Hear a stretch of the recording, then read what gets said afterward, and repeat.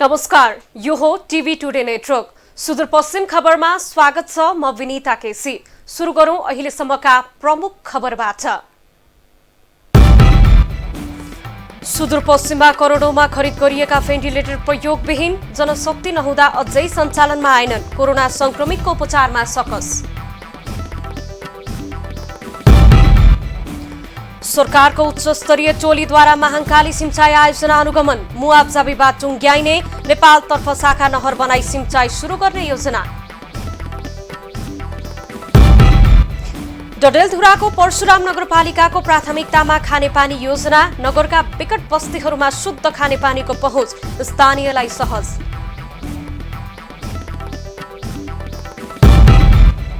कैलालीको गौरी गंगा नगरपालिका समावेशी विकास निर्माणमा अग्रसर, नगरका चोलचोलमा सडक विस्तार, जनताका आधारभूत आवश्यकता नगरको प्राथमिकतामा। र दार्चुलाका धार्मिक पर्यटकीय क्षेत्रहरू ओझेलमा संरक्षण, सम्वर्धन र प्रचार प्रसारको अभाव, विकासका लागि पहल गरिरहेको जनप्रतिनिधिको भनाई। अब सुदूरपश्चिम खबर विस्तारमा। सुदूरपश्चिम प्रदेश सरकारले खरिद गरेका भेन्टिलेटरहरू जनशक्ति अभावमा प्रयोगमा आउन सकेका छैनन्।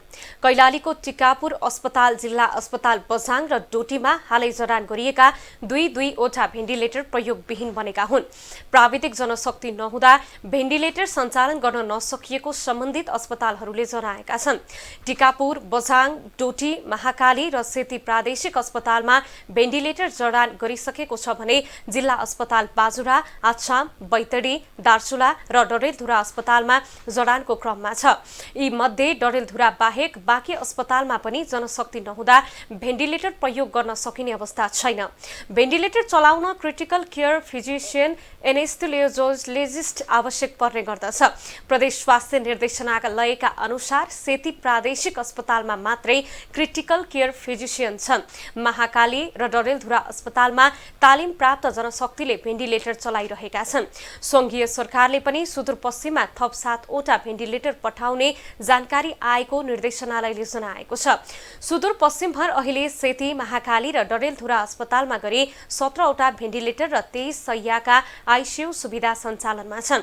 कोरोना संक्रमितको उपचारमा सहज होस् भनेर प्रदेश सरकारले प्रदेशका 10वटा अस्पतालमा दुईवटा राख्ने गरी गत असोजमा 20वटा भेन्टिलेटर खरिद गरेको थियो। सुदूरपश्चिम प्रदेशका 5 जिल्लामा 1 वर्षको अवधिमै 431 जना नयाँ क्षयरोगका बिरामी फेला परेको स्वास्थ्य निर्देशनालय डोटीले जनाएको छ। आर्थिक वर्ष 2076-77 मा कैलाली, कञ्चनपुर, डडेलधुरा, डोटी र अछाममा गरिएको सम्पर्क परीक्षणबाट नयाँ क्षयरोगका बिरामी फेला परेका हुन्। सुदूरपश्चिम स्वास्थ्य निर्देशनालय डोटीका अनुसार क्षयरोगको संक्रमण भएका 1500 परिवारको सम्पर्कमा रहेका व्यक्तिको खकार जाँच गर्दा लुकेर बसेका क्षयरोगी पत्ता लागेका हुन्। बिरामी पत्ता लागेसँगै उपचार पाउने हुँदा निको हुने, बिरामीको स्वास्थ्य अवस्था खराब हुनबाट बच्ने तथा रोग सर्नबाट बच्न सकिने र अकालमा हुने मृत्युबाट जोगाउन सकिने स्वास्थ्य निर्देशनालयले जनाएको छ। सुदूरपश्चिम प्रदेशका 5वटा प्रयोगशालामा गरिएको परीक्षणमा शुक्रबार थप 74 जनामा कोरोना संक्रमण पुष्टि भएको छ। प्रदेशको सेती प्रादेशिक अस्पताल, डडेलधुरा, बैतडी, अछामको कमल बजार र डोटीमा गरिएको परीक्षणमा 74 जनामा कोरोना संक्रमण पुष्टि भएको स्वास्थ्य तथा जनसंख्या मन्त्रालयले जनाएको हो।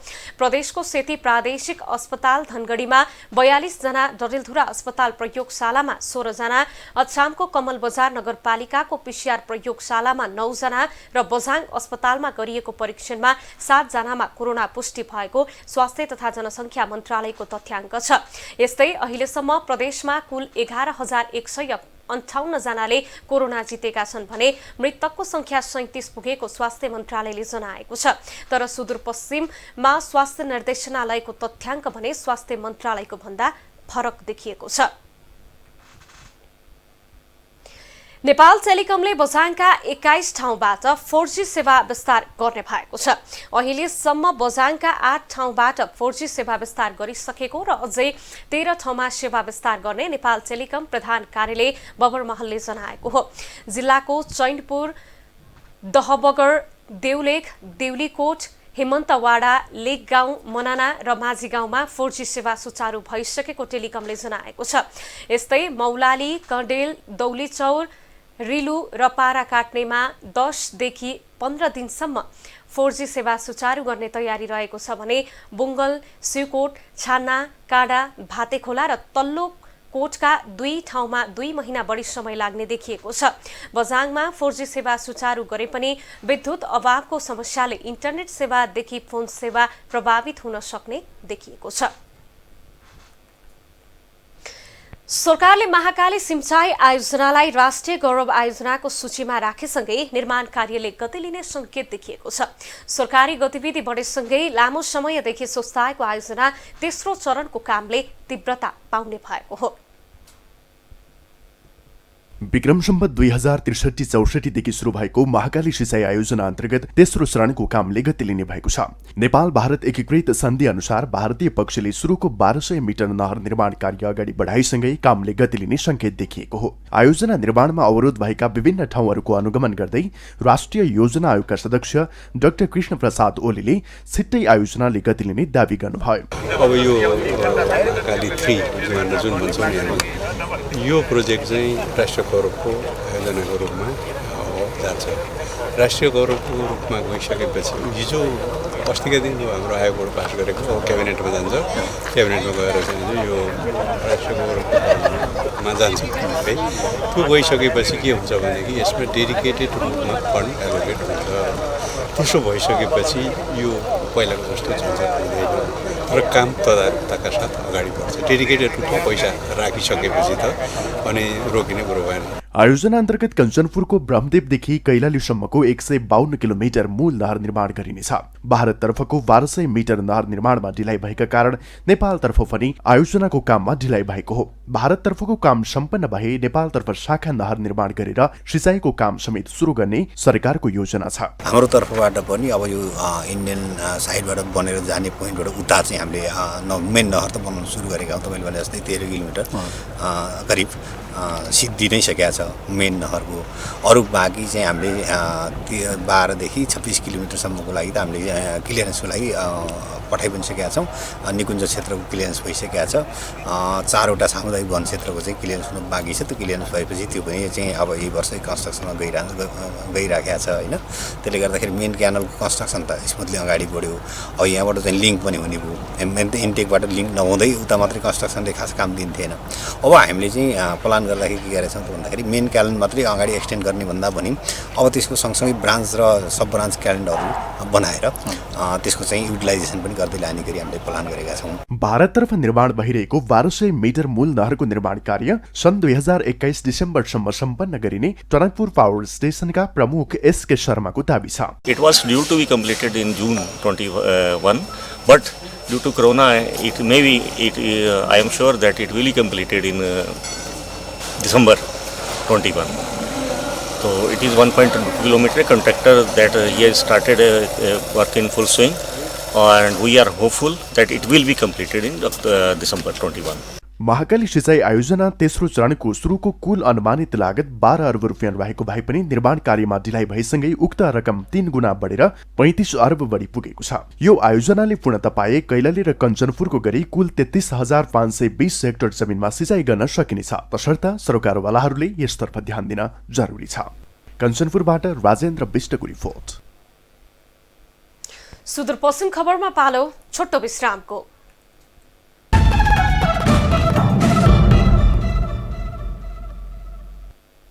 अब बाँकी खबर। डडेलधुराको परशुराम नगरपालिका 3 का कालीढुङ्गी, आमथला, हल्द्वानी र सिमलटा गाउँमा खानेपानी शुद्ध उपलब्ध भएको छ।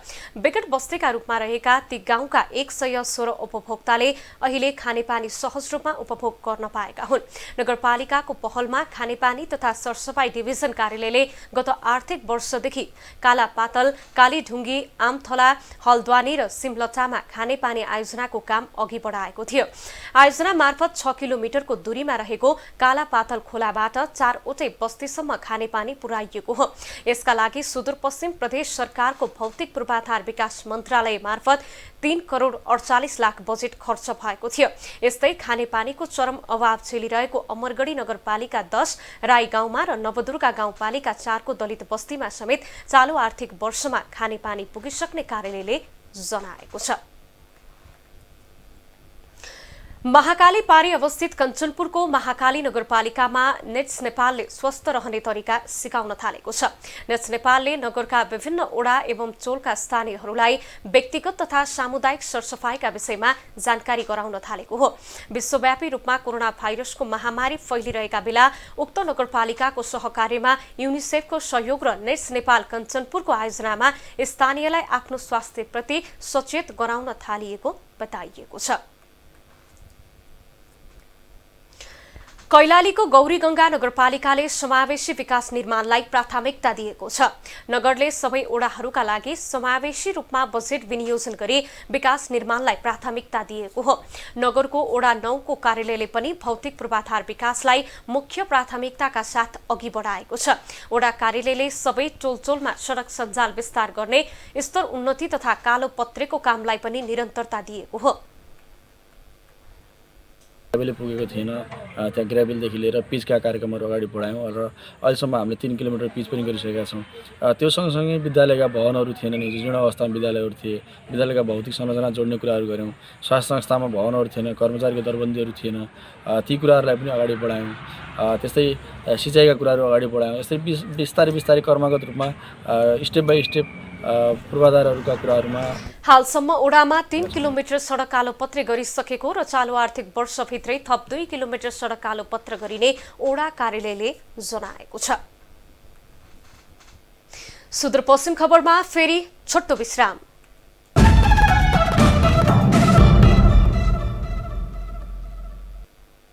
अब जनावास।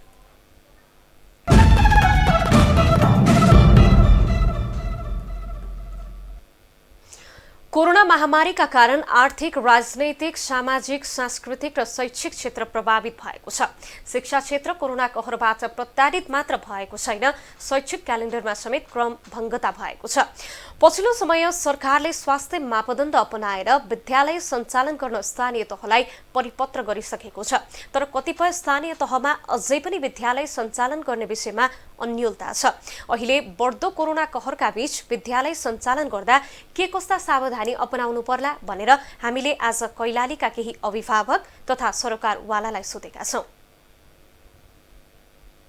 विद्यालयहरू सञ्चालनका लागि स्थानीय निकायहरूलाई नै अधिकार दिइसकेको अवस्था छ र स्थानीय निकायहरूले सम्पूर्ण सुरक्षाका मापदण्डहरू अपनाएर विद्यालय खोल्न जरुरी छ। थुप्रै लाखौं लाख विद्यार्थीहरूको भविष्य अन्धकारमय भइरहेको अवस्थामा स्थानीय तह र स्थानीय नगरपालिका र गाउँपालिकाहरूले पनि सोच्न जरुरी छ र सम्पूर्ण विद्यालयहरूले आफ्नो सुरक्षाको मापदण्डहरू अपनाएर कुनै एक दिन एउटा क्लास त्यसरी भौतिक दूरी कायम गरेर विद्यालय चाहिँ खोल्नुपर्छ। र हामीले कैलालीको लम्कीचुवा नगरपालिकामा रहेको र लम्की बहुमुखी क्याम्पसको उपाध्यक्षको हैसियतले भन्नुपर्दा हामीले पर्सि आइतबारदेखि क्याम्पस सञ्चालन गर्ने निर्णय गरेका छौँ।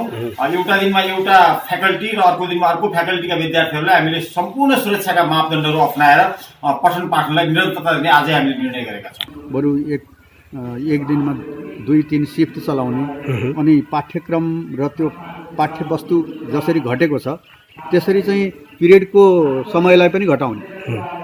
35 देखि 30 मिनटका क्लासहरू 25 मिनटका क्लासहरू पनि चलाउन सकिन्छ। किनभने विद्यार्थी र शिक्षकको बराबर कन्ट्याक्ट मात्रै भयो भनेपछि र शिक्षकले केही निर्देशन मात्रै पनि दिन सक्यो भनेपछि कतिपय शिक्षण प्रशिक्षणका कुराहरू चाहिँ पुरा हुन सक्छन् र विद्यार्थी आफ्नो उपलब्धि हासिल गर्न सक्छन्। त्यसो भएको हुनाले तल्लो लेभलको सानो तहको बच्चाहरूलाई अलि अझ बढी सुरक्षित अवस्थामा विद्यालयमा ल्याउने, तर माथिल्लो लेभलको जुन विद्यार्थी छ 6, 7, 8, 9, 10 अनि 11, 12 क्लासको विद्यार्थीहरूलाई उनीहरू आफै पनि सुरक्षाका उपायहरू अपनाउन सक्छन्। मास्कहरू लिएर जान सक्छन्, सेनिटाइजरहरू विद्यालयले व्यवस्था गरिदिन सक्छ, मास्क विद्यालयले व्यवस्था गरिदिन सक्छ।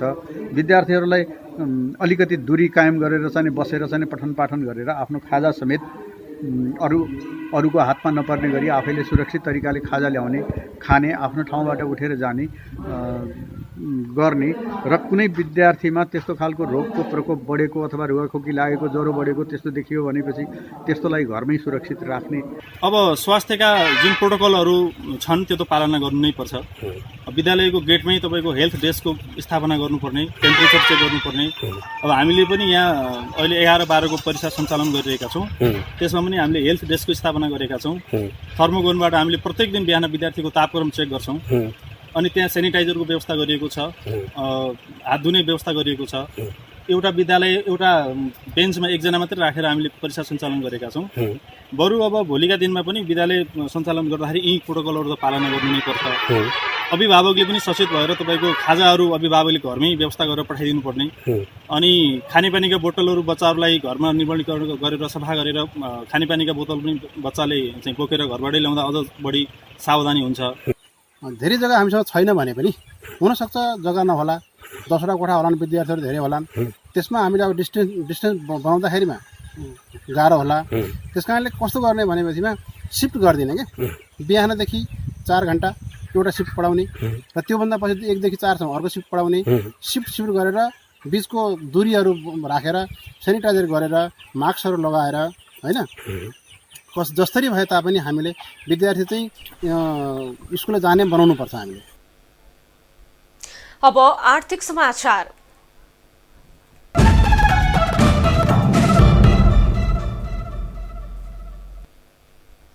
दार्चुलाको धार्मिक पर्यटकीय क्षेत्रहरू ओझेलमा परेका छन्। जिल्लाको नौगाड गाउँपालिकामा रहेको नागेश्वर धाम, छिपुलदह धार्मिक पर्यटनको दृष्टिले निकै सम्भावना बोकेका क्षेत्र हुन्, तर ती क्षेत्रहरू आवश्यक संरक्षण, सम्वर्धन तथा प्रचार प्रसारको अभावमा ओझेलमा परेका छन्। नौगाड गाउँपालिकामा रहेको नागेश्वर धाम र छिपुलदहमा आवत जावतका लागि बाटोघाटो नहुँदा ओझेलमा परेको छ। धार्मिक पर्यटकीय क्षेत्रको विकासमा नौगाड र दुहु गाउँपालिकामा रहेका प्रमुख धार्मिक स्थल नागेश्वर धाम, छिपुलदह र सिद्ध टोपीको पहिचानका जगतगुरु बालसन्त देवाचार्यले 2075 सालमा नागेश्वर धामको उद्घाटन गर्नुभएको थियो। तर त्यहाँसम्म पुग्न अहिलेसम्म घोरेटो बाटो समेत बन्न सकेको छैन। आवत जावत गर्ने समस्या भएका कारण धार्मिक पर्यटकहरू समेत पुग्न नसकेको नागेश्वर धाम विकास समितिले जनाएको छ। त्रिपक्षीय नदीहरू मिलेर बनेको यो क्षेत्र, यसमा पुराणहरू हेर्दा दारुका बने भन्ने एउटा स्कन्द पुराणमा भेटिएको कुरा हो। उहाँले प्रष्ट गर्नुभयो यो ठाउँको सबै पुरा यथार्थ पत्तो लगाएर हामीले यो पुरानो मन्दिर हो, यसमा अब देखिने शिलाहरू धेरै भेटिन्थे। अब ती शिलाहरू त अब त्यो अहिले दुहु गाउँपालिकामा छन्। यहाँको शिला, यहाँ 2टा धाराहरू थिए, जुन धारामा पानी खाएर दोस्रोचोटि उनीहरूका साथी सङ्घीयहरूलाई पानी खाउँ जाँदा भन्दाखेरि यहाँ पानी भेटाएन, त्यस्ता दृश्यहरू देखिएको हो। यहाँ परापूर्वकालदेखि नै सिद्ध धामका रूपमा पूजा आराधना गरिन्थ्यो। पछिल्लो समय जगतगुरुले यस धामलाई नागेश्वर धामका रूपमा चिनाउनु भयो र अहिले प्रत्येक हप्ताको सोमबार पूजा आराधना गर्ने गरेको नागेश्वर धामका पुजारी रायसिंह डडालले जानकारी दिनुभयो। यसो नागेश्वरी धाम भन्दा मलाई केही थाहा थिएन। जगतगुरुले भन्यो त बनाउने थाहा पायो। पूर्वदेखि जाबाङ, पश्चिम कालाकाँगर, उत्तर बर्मकुण्डा, दक्षिण सिम्बेरा भनेर त गुरुले स्थापना गरेर भन्दा यो थापना भइया हजुर त केही थिएन। यो थापना यो पार्टी आइयो, पार्टीको खाट थियो, भोटको लागि के हो भनेर हजुर त्यही लाखा मात्र भने यो साथ पाइया केही छैन हजुर। जिल्लाको दुर्गम ठाउँमा रहेका धार्मिक पर्यटकीय स्थललाई पहिचान गराउन स्थानीय सरकार पनि सक्रिय छ। यस्ता क्षेत्रको प्रचार प्रसार संरक्षणका लागि गाउँपालिकाले योजना बनाएरै अगाडि बढिरहेको नौगाड गाउँपालिकाले जनाएको छ। यहाँको पर्यटनको कुरा र यहाँको जो अल्लो प्रशोधन गरेर यसलाई व्यापसीकरण गर्ने कुराहरू छन्। अहिले पनि यो आर्थिक वर्ष रनिङ आर्थिक वर्षमा हामीले दल्लेको गोदानीमा जो अल्लो प्रशोधन भइरहेको छ र त्यसलाई पोखरा विश्वविद्यालयबाट एउटा नेपालमै एउटा अल्लो प्रशोधन गर्ने एउटा उपकरणहरू उत्पादन गरेको रहेछ मेसिन। र अर्कोतिर भनेको हामीले छिपुलदह ताललाई सिमसार क्षेत्र छ, त्यो क्षेत्रलाई पनि व्यवस्थित गरेर हामी अगाडि बढ्छौँ। नौगाड गाउँपालिकामा रहेको नागेश्वर धाम, छिपुलदह, सिद्ध टोपी र महादेव मन्दिर लगायतका पर्यटकीय स्थलहरूको विकासमा अझै जोड दिनु आवश्यक देखिन्छ। पर्यटकहरूको आवागमन बढाउन सडक सञ्जाल विस्तारका साथै वासस्थानका लागि होमस्टेको व्यवस्थापनमा जोड दिन आवश्यक छ। दार्चुलाबाट रामसिंह धामीको रिपोर्ट। सुदूरपश्चिम खबर सकियो। बिदा लिनु पूर्व प्रमुख खबर फेरि एकपटक। सुदूरपश्चिममा करोडौंमा खरिद गरिएका भेन्टिलेटर प्रयोगविहीन, जनशक्ति नहुँदा अझै सञ्चालनमा आएनन्। कोरोना संक्रमितको उपचारमा सकस। सरकारको उच्च स्तरीय टोलीद्वारा महाकाली सिंचाई आयोजना अनुगमन, मुआब्जा विवाद टुङ्ग्याइने, नेपालतर्फ शाखा नहर बनाई सिंचाई सुरु गर्ने योजना।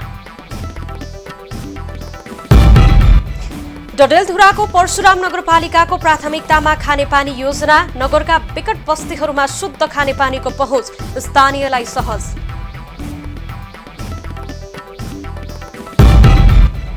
कैलालीको गौरी गंगा नगरपालिका समावेशी विकास निर्माणमा अग्रसर, नगरका चोलचोलमा सडक विस्तार, जनताका आधारभूत आवश्यकता नगरको प्राथमिकतामा। र दार्चुलाका धार्मिक पर्यटकीय क्षेत्रहरू ओझेलमा संरक्षण सम्वर्धन र प्रचार प्रसारको अभाव, विकासका लागि पहल गरिरहेको जनप्रतिनिधिको भनाइ। हामीलाई TV today Nepal apps download गरी विश्वभर प्रत्यक्ष हेर्न सक्नुहुनेछ। साथै www.tvtoday.news.com मा गई हेर्न र पढ्न पनि सक्नुहुनेछ भने फेसबुक, युट्युब र ट्विटरमा समेत फलो गर्न सक्नुहुनेछ। विकास निर्माण र जनसरोकारको विषयमा हाम्रो आवाज जारी छ।